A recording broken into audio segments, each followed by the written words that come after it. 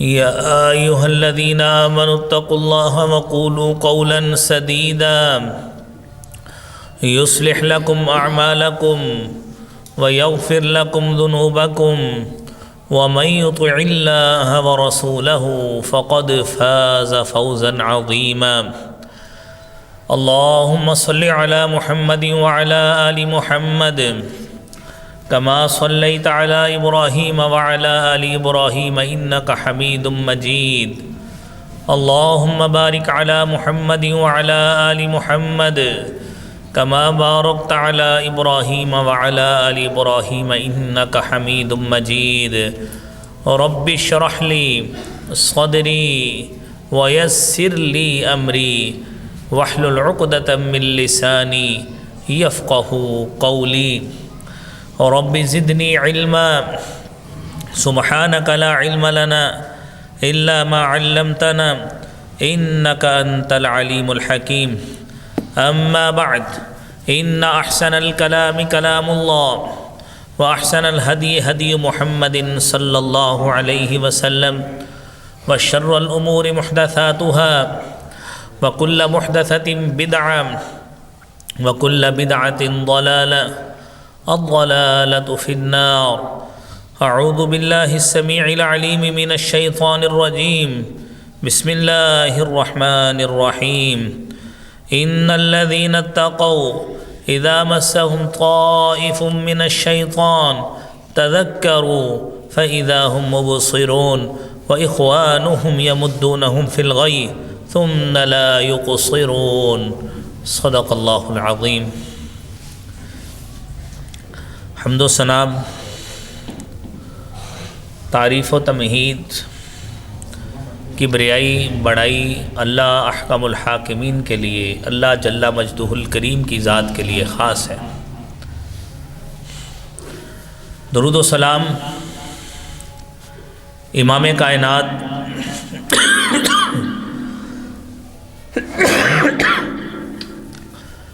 امام المرسلین سرتاج الرسل خاتم النبیین جناب محمد الرسول اللہ صلی اللہ علیہ وآلہ وسلم کی ذات اقدس میں.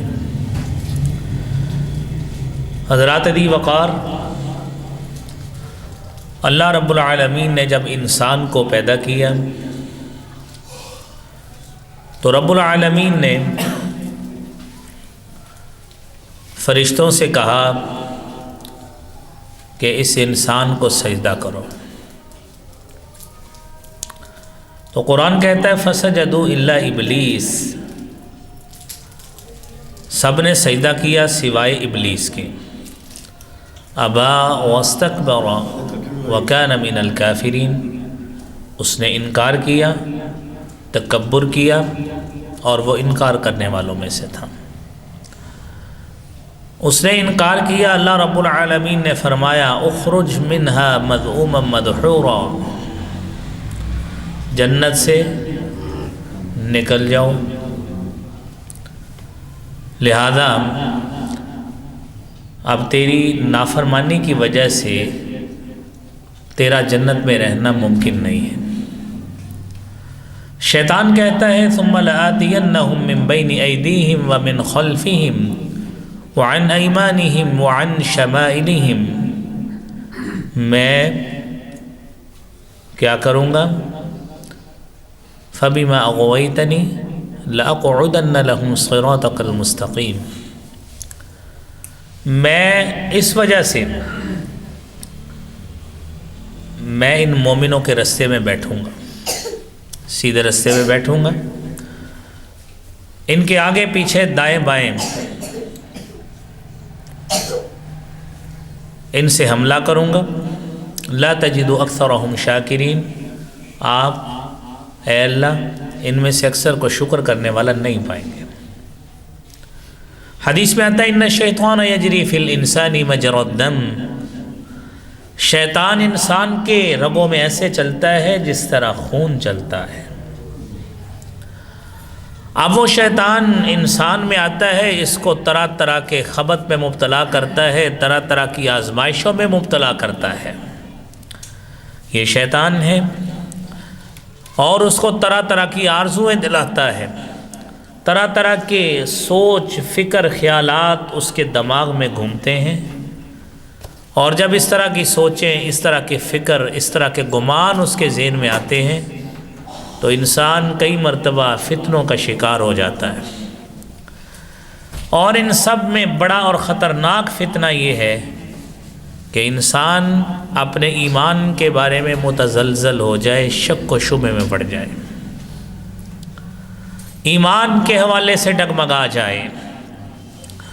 اور آپ دیکھیے رسالت مآب صلی اللہ علیہ وآلہ وسلم نے اپنی تعلیمات کے ذریعے جو ہمیں سمجھایا ہے، ہمارے پاس سب سے قیمتی دولت ایمان ہے، اور مسیح دجال نے بھی دجال کا فتنہ جو ہوگا، دجال بھی ایمان پر ہی حملہ کرے گا کہ تاکہ جو مومن آدمی ہے اس کا ایمان متزلزل ہو جائے۔ اب ان فتنوں کا شعوری ادراک بھی ہوتا ہے، بسا اوقات غیر شعوری حملہ بھی ہوتا ہے، اور بسا اوقات انسان کو اس کا ادراک ہو جاتا ہے، بسا اوقات نہیں ہوتا کہ میں فتنوں میں پڑ رہا ہوں یا نہیں پڑ رہا۔ تو یہ آج کے گفتگو میں ہم انہی فتنوں کے حوالے سے بات کریں گے کہ یہ فتنے ہیں کیا ہیں، اس کا آغاز کیسے ہوا ہے، اور یہ کہتے کس کو ہیں۔ آج میرے بھائیوں آپ دیکھیے، آپ نے یہ اصطلاحات سیکولرزم، لبرلزم، یہ چیزیں تو سنی تو ہوں گی، اگرچہ اس حوالے سے ہم کوئی تفصیلی بحث نہیں کریں گے کیونکہ یہاں پہ وہ فورم نہیں ہے کہ یہاں پہ اس حوالے سے گفتگو کی جائے، لیکن اتنی بات سادہ الفاظ میں ضرور سمجھ لیں کہ دین کی اقدار کو چھوڑ کر آزاد نظریات اختیار کر لینا اور سمجھنا کہ جو شخص جہاں پہ لگا ہے وہ اپنی جگہ پہ ٹھیک ہے، اس کے لیے تبلیغ کی ضرورت نہیں ہے، نہ اس کو سمجھانا ضروری ہے، یہ ایسی فکر ہے جس فکر کا خاتمہ کرنے کے لیے اللہ کریم نے انبیاء کو مبعوث فرمایا تھا۔ اگر ہر شخص اپنی جگہ پہ ٹھیک لگا ہوتا، مثلا آج ایک شخص اگر چوری کر رہا ہے وہ ٹھیک کر رہا ہے، کوئی ڈاکہ زنی کر رہا ہے ٹھیک کر رہا ہے، اگر کوئی شخص مومن ہے تو وہ بھی ٹھیک ہے، اگر کافر ہے تو وہ بھی ٹھیک ہے۔ یہ اباحیت پسندی کا جو نظریہ ہے کہ ہر شخص ٹھیک ہے، جو شخص کر رہا ہے وہ اپنی جگہ پہ ٹھیک ہے، یہ وہ سوچ ہے جس سوچ کے خاتمے کے لیے اللہ نے انبیاء کو بھیجا تھا، اور کہا کہ ان لوگوں کو جا کے بتاؤ کہ لا الہ الا اللہ، کہ تم جہاں پہ لگے ہو وہ ٹھیک نہیں ہے، رستہ وہی ہے جو لا الہ الا اللہ والا ہے۔ اس کا مطلب ہے نہ سیکولرزم ٹھیک ہے، نہ لبرلزم، آزاد خیالی اور اس طرح کا معاملہ ٹھیک ہے۔ تو اس لیے بھائیوں، اللہ رب العالمین سے ہمیشہ یہ دعا کرنی چاہیے کہ اللہ رب العالمین ہمیں ان تمام فتنوں سے بچا کر خالص صراط مستقیم پہ چلنے کی توفیق عطا فرمائے۔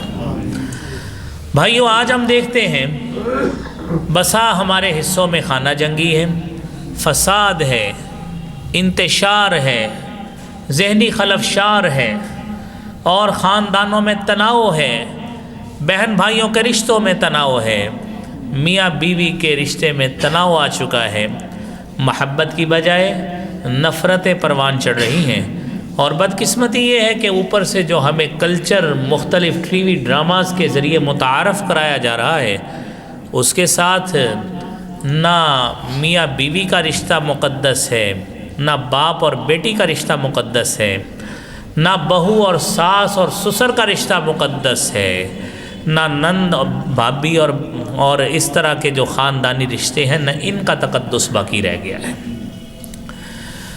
جب ان کی طرف دیکھا جائے تو ذہن اتنا پریشان ہوتا ہے کہ شاید دنیا میں ہر شخص ایک دوسرے کے خلاف اسی طرح ہی سازشیں کر رہا ہے، ہر شخص اپنے اس مقدس رشتے کے ساتھ اس طرح ہی بدگمان ہے، اس طرح ہی انتشار کا شکار ہے، اسی طرح ہی خلفشار کا شکار ہے۔ اور آیا کیا یہ رشتے اپنے طور پر اتنا تقدس نہیں رکھتے کہ ان کا احترام کیا جائے؟ اور ٹی وی کی سکرینوں کے ذریعے ان کا تقدس پامال نہ کیا جائے کہ لوگوں کا ان رشتوں کے حوالے سے اعتماد ہی اٹھ جائے۔ تو جب بھائیو ہم ساری چیزیں دیکھتے ہیں تو ہمیں یہ صاف تصویر نظر آتی ہے کہ اس کے پیچھے ایک ایسا بڑا فتنہ ہے کہ مسلمانوں کی تہذیب کو بدل دیا جائے، اور جس میں ان کا ہر رشتے کے حوالے سے تقدس، احترام اور حرمت قائم ہے، اس کو پامال کر کے ان کو بتایا جائے کہ تم سارے ایک دوسرے کے دشمن ہو، سازشیں کیا کرو، اپنے مفادات کیسے حاصل کرنے ہیں یہ سکھایا کرو۔ تو یہ چیز ہمارے سامنے آتی ہے۔ میرے محترم بھائیوں، فتنہ رونما کیوں ہوتا ہے؟ اس کو گفتگو کرنے سے قبل سب سے پہلے تو یہ سمجھیے فتنہ ہوتا کیا ہے۔ آپ نے سادے الفاظ میں یہ بات تو سمجھ لی کہ یہ آج کل اس کی کیفیات ہیں جو آپ کے سامنے رکھی۔ امام راغب اصفہانی نے مفردات میں جو فتنہ کی تعریف کی ہے، کہتے ہیں ادخال الذهب فی النار لتظہر جودتہ من رضاءتہ، سونے کو آگ میں ڈالا جائے تاکہ خالص سونا کھوٹے سے الگ ہو جائے، خالص سونا کھوٹے سے الگ ہو جائے۔ اور اس کے لیے بھائیو انسان کو پاک صاف رہنا چاہیے۔ تطہیر کا عمل، پاک صاف رہنے کا عمل، تزکیہ نفس کا عمل میرے بھائیو ہر کسی کے لیے ضروری ہے۔ ہم اپنے نفسوں کو پاک کریں، اپنی سوچ کو پاک کریں، اپنی فکر کو پاک کریں، ذہن میں آنے والے، دماغ میں آنے والے ہیجان کا مقابلہ کریں، دل میں آنے والی سوچ اس کو پاکیزہ سوچ بنائیں، اپنے بہن کے لیے، اپنے بھائی کے لیے، اپنے عزیز کے لیے، اپنے دوست کے لیے ایسی سوچ اور فکر رکھیے کہ ہم اس کی بھلائی ہی بھلائی کریں، ہم کبھی اس کا نقصان نہ کریں۔ میرے بھائیوں، جب ہم سوچ لیں گے تو یقینی بات ہے ہمارے سامنے کتنی باتیں کھل کر آئیں گی۔ آپ دیکھیے ہمارے سامنے پھر یہ بات آتی ہے جس طرح ہم نے سمجھا ہے نا، ابھی سنی بات کہ جس طرح سونے کو آگ میں ڈالا جائے خالص الگ ہو جاتا ہے، کھوٹ الگ ہو جاتی ہے، اسی طرح میرے بھائیوں کل قیامت کے روز جب جہنم میں انسان جائے گا پھر اس کو پتہ لگے گا کہ اس کے ساتھ جہنم کیا کرتی ہے۔ اللہ کریم ہمیں اس انجام سے محفوظ فرمائے۔ ہم نے کیا کرنا ہے؟ سب سے پہلے اپنی سوچ اور فکر کو پاکیزہ رکھنا ہے، اپنے دل کا تزکیہ کرنا ہے، پاک صاف بنانا ہے، اور اس میں اللہ رب العالمین کی معرفت اور پہچان کو جگہ دینی ہے، تب تزکیہ نفس حاصل ہوگا۔ ورنہ کیا ہوتا ہے؟ آپ دونوں آیات سنیے، ان الذین اتقوا اذا مسهم طائف من الشیطان تذکروا فاذا هم مبصرون وإخوانهم يمدونهم في الغي ثم لا يقصرون۔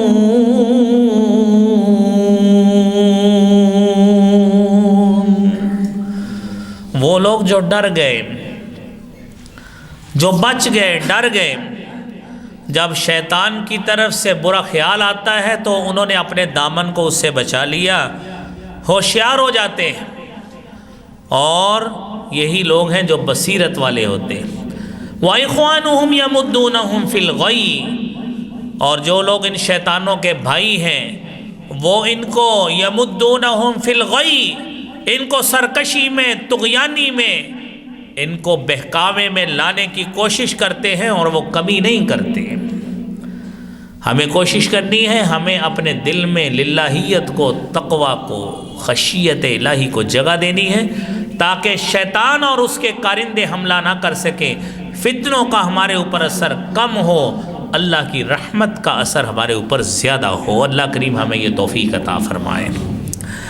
حضرات عزیز وقار، ان فتنوں کا آغاز کیسے ہوتا ہے؟ نبی کریم صلی اللہ علیہ وآلہ وسلم کے صحابی عمر فاروق رضی اللہ تعالی عنہ امیر المومنین ہے، رازدان رسول، حضرت حذیفہ بن یمان رضی اللہ تعالی عنہ سے پوچھا کہ تم میں سے فتنے کے بارے میں حدیث کس کو یاد ہے؟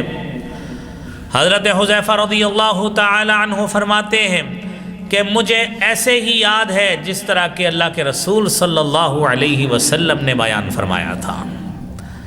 کیا بیان فرمایا تھا؟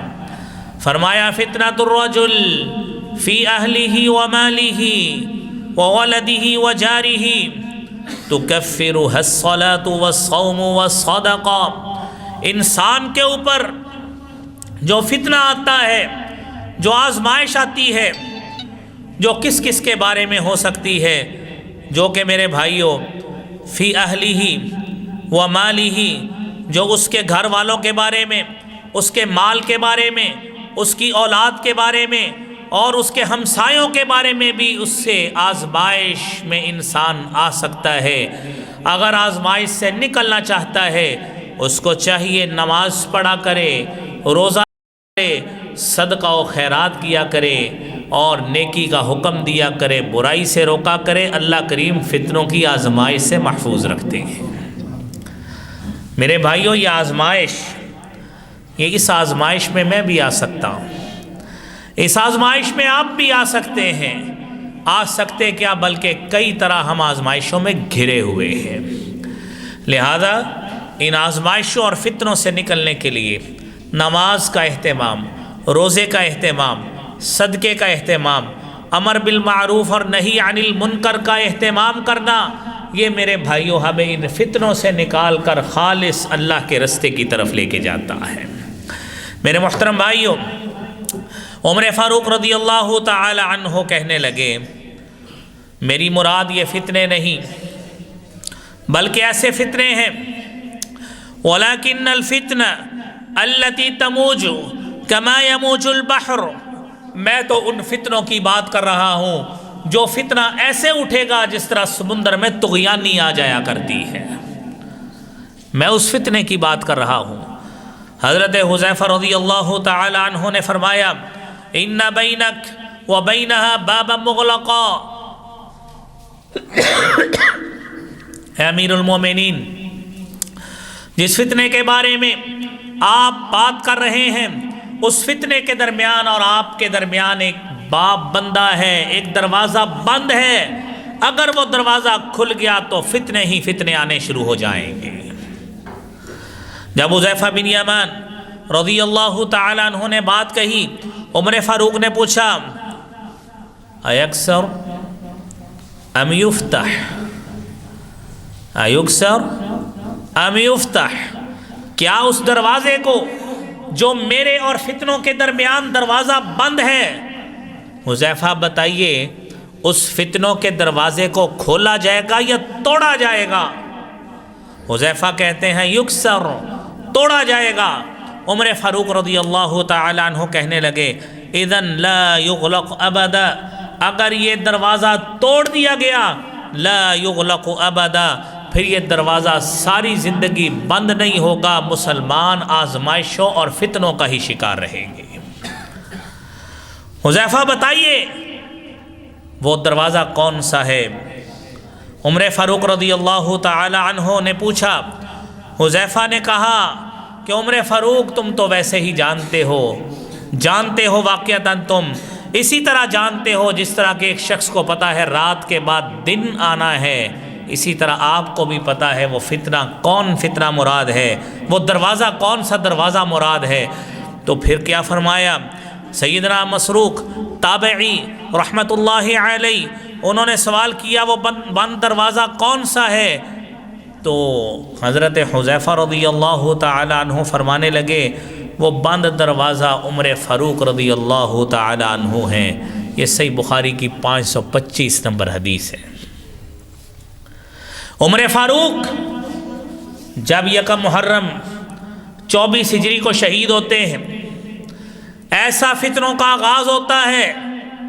سیدنا عثمان غنی رضی اللہ تعالی عنہ کی حکومت آئی، 12 سال آپ خلیفہ رہے ہیں، امیر المومنین کی مسند پر 12 سال متمکن رہے، لیکن میرے بھائیوں ایسے ایسے آزمائشیں آئیں، ایسے ایسے فتنوں کا ہونا رونما ہوا کہ بڑے بڑے کبار صحابہ ان کا قتل ہونا بڑا عام ہو گیا، حتیٰ کہ امیر المومنین سیدنا عثمان غنی رضی اللہ تعالی عنہ کو خلافت کے دورانیے میں بطور خلیفہ ان کے گھر میں گھس کر ان کو شہید کیا گیا۔ یہ ان فتنوں کا بڑا سلسلہ تھا۔ سیدنا علی رضی اللہ تعالی عنہ کو عبد الرحمن بن ملجم نے شہید کیا، عمر بن عاص رضی اللہ تعالی عنہ کو ان کے اوپر بھی حملہ کیا گیا، خوش قسمتی سے وہ اس حملے کے درگے میں نہیں آئے۔ میرے بھائیوں وقت گزرتا گیا، فتنے در فتنے آتے گئے، جنگ جمل ہوئی، جنگ صفین ہوئی، کربلا کا واقعہ ہوا۔ یہ اتنے بڑے فتنے جو مسلمانوں کی زندگی میں رونما ہوئے، فتنہ در فتنہ آتا گیا اور مسلمانوں کے اوپر آزمائش کے پہاڑ ٹوٹتے گئے۔ اور میرے بھائیوں آج وہی سلسلہ اپنے تسلسل سے جاری ہے۔ میرے بھائیوں اگر اس فتنے سے آج ہم اپنے دامن کو بچانا چاہتے ہیں تو بات وہی ہے جس طرح آپ نے حدیث کے آغاز میں سنا، نماز پڑھا کرو، روزہ رکھا کرو، صدقہ و خیرات کیا کرو، نیکی کا حکم دیا کرو، برائی سے روکا کرو، اللہ کریم فتنوں سے محفوظ فرمائیں گے۔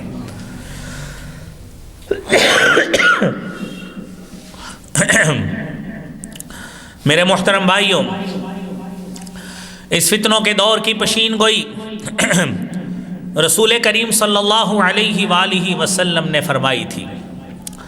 آپ نے فرمایا تھا کہ وقت آئے گا لم یبق من الدنیا الا بلاء و فتنہ، کہ دنیا میں صرف فتنہ اور آزمائش ہی رہ جائیں گی اور کچھ نہیں رہے گا۔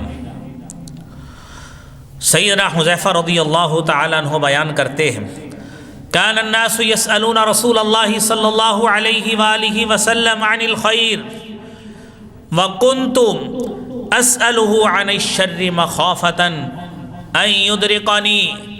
لوگ اللہ کے رسول صلی اللہ علیہ وسلم سے ہمیشہ خیر کے بارے میں، بھلائی کے بارے میں سوال کیا کرتے تھے، جبکہ میں ہمیشہ نبی کریم صلی اللہ علیہ وسلم سے شر کے بارے میں سوال کرتا تھا کہ کہیں میں اس کا شکار نہ ہو جایا کروں۔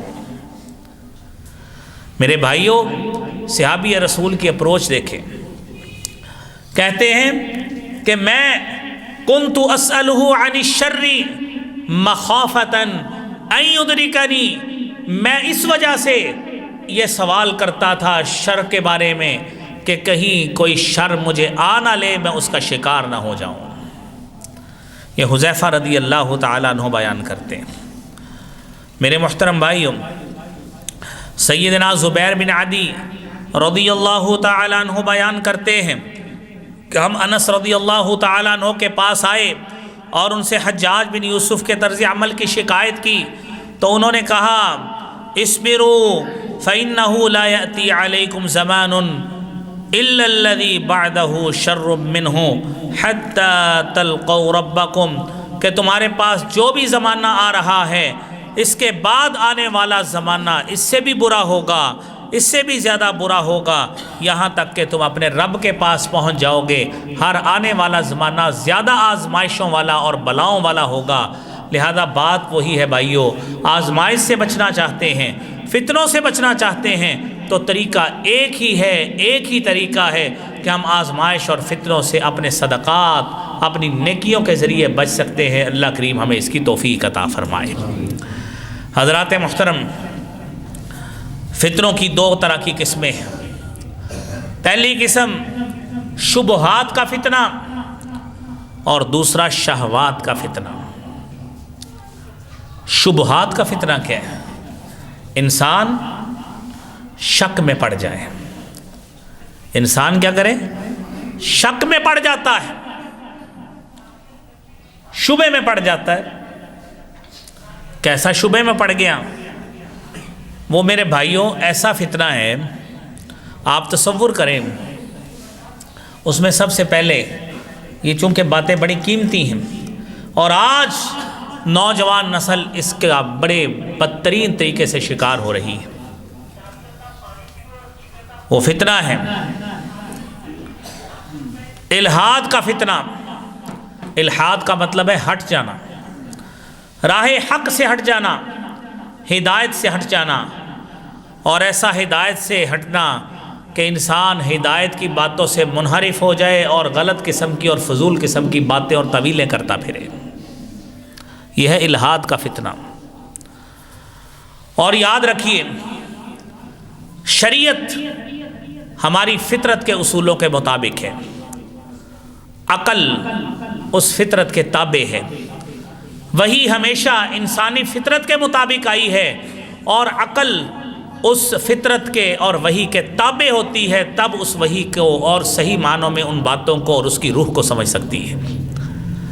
اگر انسان اپنی عقل پر وحی کو پرکھے گا تو گمراہ ہو جائے گا، اگر وحی کے تابع اپنی عقل کو کرے گا، اپنی عقل اور اپنا فہم وحی کے تابع رکھے گا، تو ہمیشہ انشاءاللہ راہ راست پہ رہے گا۔ میرے بھائیوں، آج دنیا میں بڑے ایسے لوگوں کی قسمیں موجود ہیں جو مذہب سے بیزار ہیں، دین سے بیزار ہیں، اور دینی تعلیمات سے بیزاری کا اعلان کرتے ہوئے ایسی ایسی تعویلیں پیش کرتے ہیں کہ جس کا دین سے اور اہل دین سے کوئی تعلق نہیں۔ ایسے ایسے تبصرے کرتے نظر آئیں گے کہ ہمیشہ دین پر تانا زنی، اہل دین پر تانا زنی، اور میرے بھائیوں، اہل دین پر بھی تانا زنی، شریعت کے احکامات پر تانا زنی، مختلف عبادات سے تعویلیں نکالنے اور ان کی حکمتوں پر ایسی ایسی عقلی دلیلیں دیتے نظر آئیں گے کہ انسان کی عقل دنگ رہ جاتی ہے کہ یہ باتیں اتنی فضول قسم کی کیوں کر رہے ہیں۔ آپ تصور کریں، جب خبث باطن ہو، جب اندر فطور بھرا ہوا ہو، تو شاعر اسلام کی توہین بھی یہ لوگ کرنے سے باز نہیں آتے، اور آپ کو ایسی ایسی باتیں کرتے نظر آئیں گے۔ ظاہری طور پر ہر سادہ لو مسلمان کو یہ چیزیں بڑی خوشنما نظر آتی ہیں کہ چلیں جی بات تو ٹھیک ہے، جی ہر سال حاجی صاحب حج پہ چلے جاتے ہیں، ساتھ والا ہمسایہ بھوکا رہ جاتا ہے۔ بھائی ہاں، ساتھ والے ہمسائے کو کھانا کھلانا الگ نیکی ہے، حج کرنا عمرے کرنا الگ نیکی ہے۔ نبی کریم صلی اللہ علیہ وسلم نے فرمایا تھا، تابعوا بین الحج والعمرہ، حج اور عمرے کی مطابقت کرو، یہ تم سے گناہوں کو اس طرح جھاڑتی ہے کما ینفی القیر خبث الحدید، جس طرح آگ کی بھٹی آگ سے زنگ کو اتار دیتی ہے، لوہے سے زنگ کو اتار دیتی ہے، اس طرح حج اور عمرہ کرنا تمہارے سے گناہوں کو اس طرح جھاڑ دیتا ہے۔ لیکن یہ لوگ ہمیشہ اپنی مرضی کی باتیں کرتے نظر آئیں گے، اور اس طرح کی تعویلیں، اس طرح کی فضولیات کرتے نظر آئیں گے کہ سادہ لو مسلمان سمجھتا ہے کہ شاید یہ بات تو بڑی اچھی ہے، لہذا اس کی تعلیمات کافی متاثر کن ہیں۔ لیکن بھائیو، ذہن میں رکھنا، قرآن کو پڑھیے، أَفَمَنْ زُيِّنَ لَهُ سُوءُ عَمَلِهِ فَرَآهُ حَسَنًا فَإِنَّ اللَّهَ يُضِلُّ مَن يَشَاءُ وَيَهْدِي مَن يَشَاءُ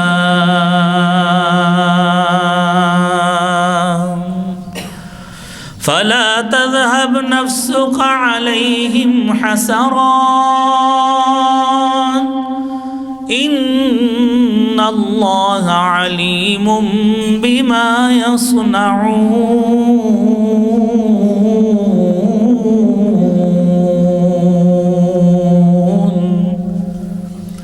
أَفَمَنْ زُيِّنَ لَهُ سُوءُ عَمَلِهِ، کیا وہ شخص زُيِّنَ لَهُ سُوءُ عَمَلِهِ، جس کو اس کا برا عمل مزین کر کے دکھایا گیا، وہ اس کو بڑا اچھا خیال کرتا ہے۔ یاد رکھنا، ان اللہ یضل من یشاء ویہدی من یشاء، ہدایت کی توفیق اس اللہ کے پاس ہے، جسے چاہتا ہے دیتا ہے، جسے چاہتا ہے نہیں دیتا۔ لا تذهب نفسک علیہم حسرات، آپ حسرتوں میں مت رہیے، اللہ جانتے ہیں جو یہ لوگ کرتے ہیں، کیونکہ یہ ایسی تعویلیں کرتے ہیں اور ایسی غلط قسم کی باتیں اپنے خبث باطن کا اظہار اپنے الفاظ کے ذریعے کر کے شاعر اسلام پہ تنقید کرتے ہیں اور توجیہات بیان کرتے ہیں۔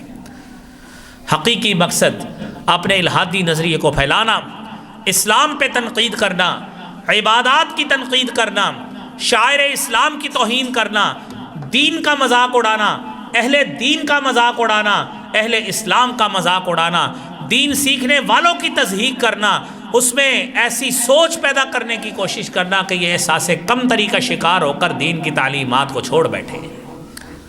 آج ایسے لوگ آپ کو کثرت کے ساتھ ٹی وی پر مختلف چینلوں پر باتیں کرتے نظر آئیں گے۔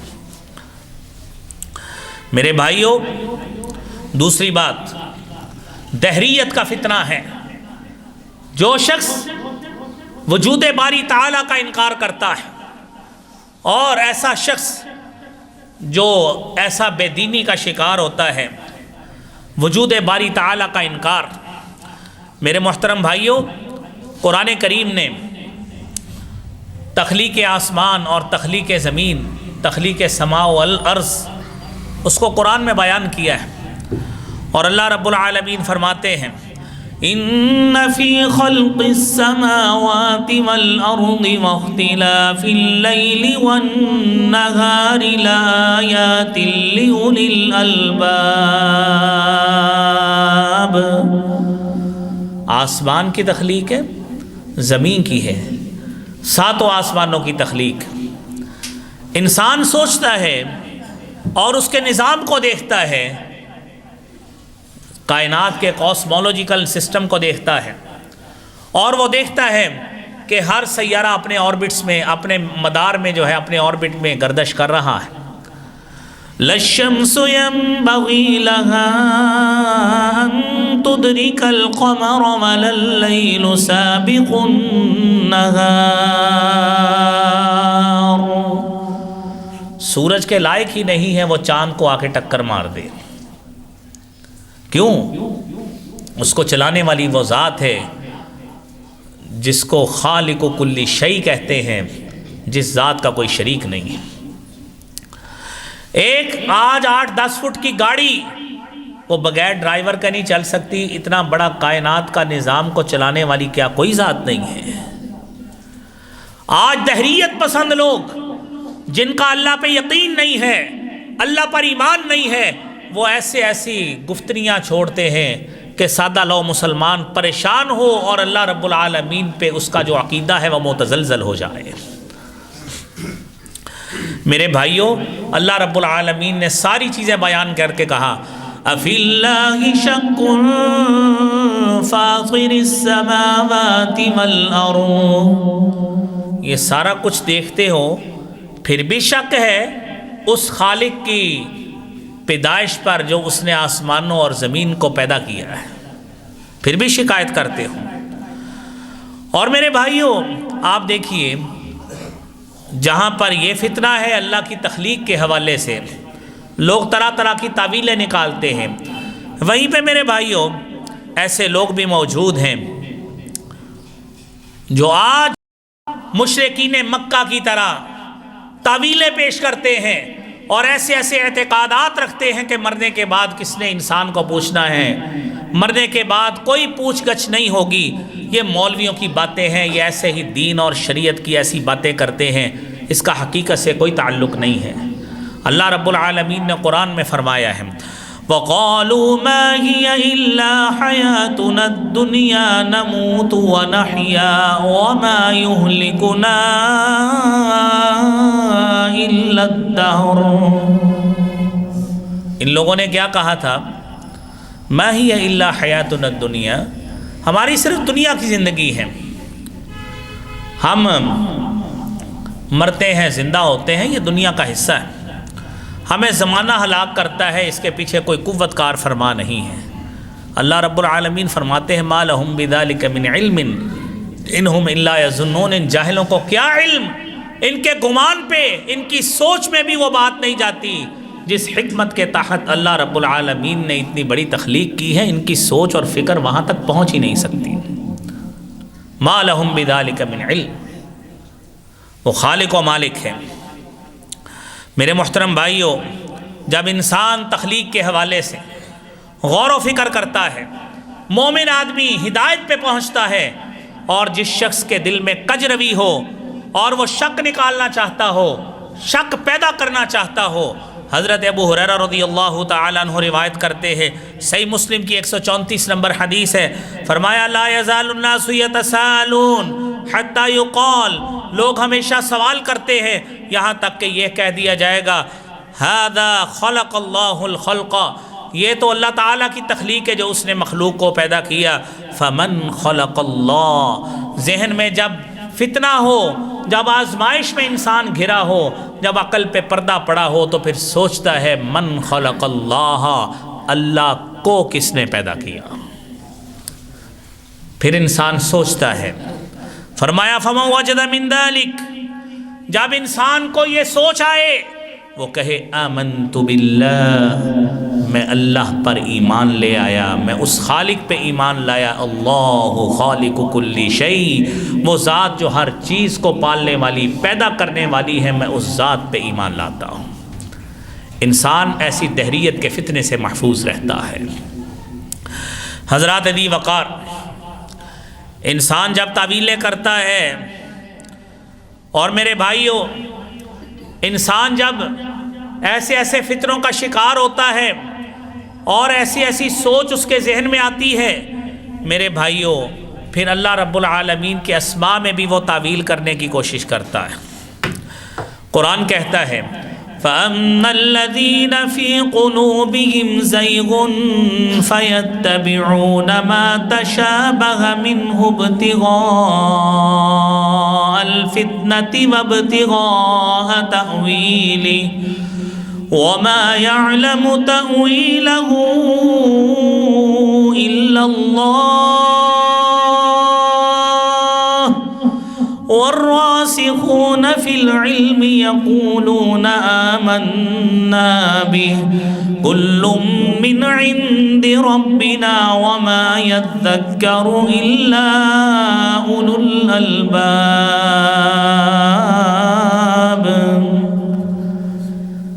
ملحد لوگ توجیہ کرتے ہیں۔ اب انسان کے ذہن میں بات آتی ہے اللہ اگر رحمان ہے تو رحم تو ہمارا باپ بھی کرتا ہے، لہذا رب میں کیا فرق ہوا؟ اب جب ایسی سوچیں آتی ہیں، قرآن کہتا ہے وَالرَّاسِخُونَ فِي الْعِلْمِ، جو اہل علم ہیں، علم میں رسوخ رکھنے والے ہیں، وہ کہتے ہیں آمنا بھی، ہم اس پہ ایسے ہی ایمان لاتے ہیں جس طرح اللہ نے بیان کیا ہے۔ کل من عند ربنا، ہر چیز اگر اللہ نے ہمارے دل میں بھی رحمت اور شفقت ڈالی ہے وہ بھی اللہ کی طرف سے ہے۔ اگر اللہ تعالیٰ نے انسان کو باریک بینی کا علم دیا ہے، اس کو خوردبین کا مائکروسکوپ سے دیکھنے کا علم دیا ہے، تو کل من عند ربنا، یہ اللہ کا دیا ہوا ہے۔ انسان لطیف و خبیر نہیں بن گیا، لطیف و خبیر ذات وہی ہے جو خالق کل شیء ہے، صرف وہی ذات ہے۔ اگر انسان تعویل کرنے کی کوشش کرے گا گمراہ ہو جائے گا، ساری زندگی اس کو صحیح راہ نصیب نہیں ہوتی اور اس کا انجام بڑا خطرناک ہوگا۔ اس لیے میرے بھائیوں سورہ آل عمران کی اگلی آیت میں اللہ نے ہمیں دعا سکھا دی کہ ایسی سوچ آنے سے پہلے اللہ سے دعا مانگا کرو، ربنا لا تزغ قلوبنا بعد اذ هديتنا وهب لنا من لدنك رحمة انك انت الوهاب۔ ربنا لا تزغ قلوبنا، اے اللہ ہمارے دلوں کو ٹیڑھا نہ کرنا، بعد اذ ہدیتنا، جب تو نے ہمیں سیدھے رستے کی ہدایت دی ہے، اللہ اب سیدھا رستہ دکھانے کے بعد ہمارے دلوں کو ٹیڑھا نہ کرنا۔ وَهَبْ لَنَا مِن لَّدُنْكَ رَحْمَةً، اے اللہ ہمیں اپنی طرف سے رحمت عطا فرما، اِنَّكَ أَنْتَ الْوَهَّابُ، اللہ تو بہت کچھ عطا کرنے والا ہے، اللہ تو ہمیں عطا فرما۔ تو بھائیوں اب جو آدمی تعویل کرتا ہے اس طرح کی تعویلیں کرے گا، بھٹک جائے گا، گمراہ ہو جائے گا۔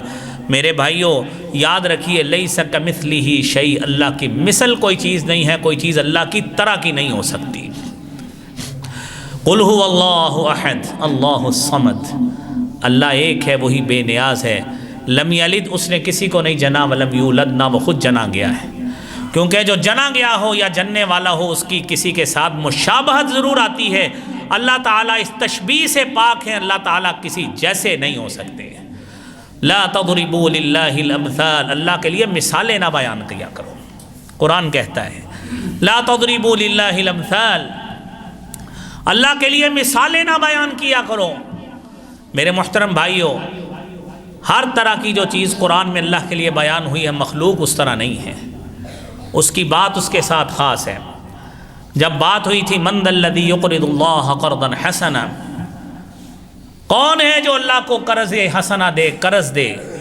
یہودیوں نے اس کی تعویل غلط اپنے طور پہ کی، یہودی عالم نے، کہ مسلمانوں کا رب فقیر ہو گیا ہے، ہم سے قرضے مانگ رہا ہے۔ اس نے جب بات کہی ابو بکر صدیق نے اس کے منہ پہ تھپڑ مار دیا۔ اللہ کے رسول صلی اللہ علیہ وسلم کے پاس کیس آ گیا، اللہ نے قرآن نازل کیا لَقَدْ سَمِعَ اللَّهُ قَوْلَ الَّذِينَ قَالُوا إِنَّ اللَّهَ فَقِيرٌ وَنَحْنُ أَغْنِيَاءُ، اللہ نے ان کی بات سن لی جب انہوں نے کھڑے ہو کر یہ بکواس کی، ان اللہ فقیر، اللہ فقیر ہے، ہم غنی لوگ ہیں۔ اللہ فقیر ہے کیونکہ غنی ہونا اس کی صفت ہے۔ اس نے مومنوں کو ترغیب دی کہ میرے رستے میں خرچ کرو، یہ تمہارا قرض کی طرح محفوظ ہوگا جو 700 گنا تک بھی لوٹایا جا سکتا ہے۔ ان لوگوں نے اپنے قرض کی طرح تعویل کر کے اللہ کو نعوذ باللہ فقیر کہا۔ ابو بکر صدیق جو کہتے ہیں وہ بات ٹھیک ہے، یہ جھوٹ بولتے ہیں۔